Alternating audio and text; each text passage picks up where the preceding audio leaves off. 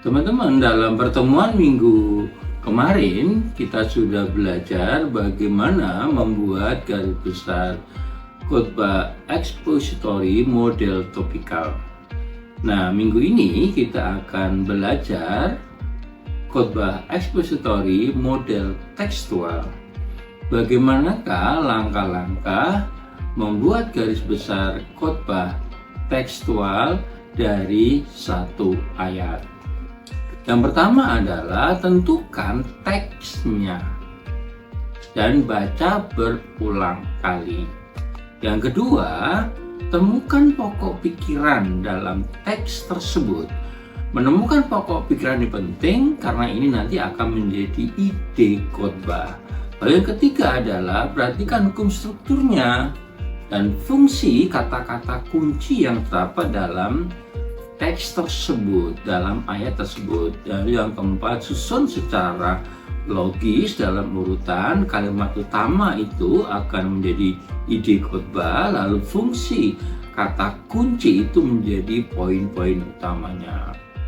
Contoh misalnya dalam kita akan belajar membuat garis besar khotbah tekstual dari satu ayat yang kita ambil dari Yohanes 3 ayat 16. Karena begitu besar kasih Allah akan dunia ini sehingga ia telah mengaruniakan anak yang tunggal supaya setiap orang yang percaya kepadanya tidak binasa melainkan beroleh hidup yang kekal. Yang pertama kita temukan pokok pikiran, ide teks, yaitu Allah mengaruniakan anaknya. Ini yang menjadi ide teks dari Yohanes 3:16.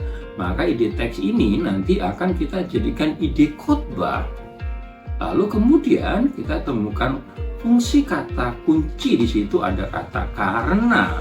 Ini berbicara tentang alasan Allah mengaruniakan anaknya. Lalu yang kedua kita temukan kata dunia.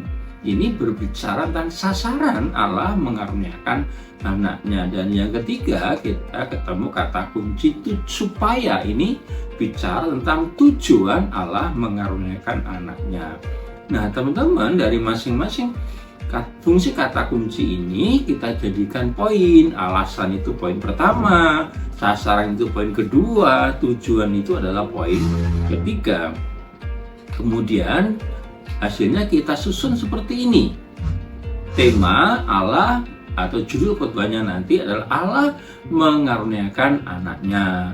Maka hasil penelitian teksnya adalah frase karena begitu besar kasih Allah ini, alasan Allah mengaruniakan anaknya menjadi poin 1. Lalu frase akan dunia ini, yaitu sasaran Allah mengaruniakan anaknya, menjadi poin 2. Lalu frase yang terakhir supaya setiap orang yang percaya kepadanya tidak binasa, ini adalah tujuan Allah mengaruniakan anaknya.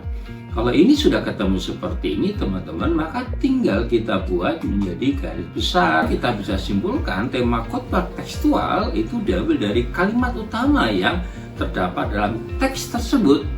Lalu poin-poin utamanya diambil dari kata-kata penjelas atau fungsi kata kunci. Kalimat utama dari teks yang kita jadikan pokok pembicaraan. Dalam menemukan poin-poin utama, khotbah tekstual sangat dibatasi oleh teks yang diambil. Artinya, ayat-ayat di luar teks itu tidak boleh dijadikan poin utama. Meskipun dalam pengembangannya hal itu dibolehkan.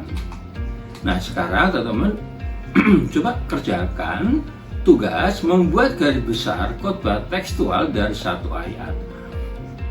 Nah, bebas memilih ayatnya, ya.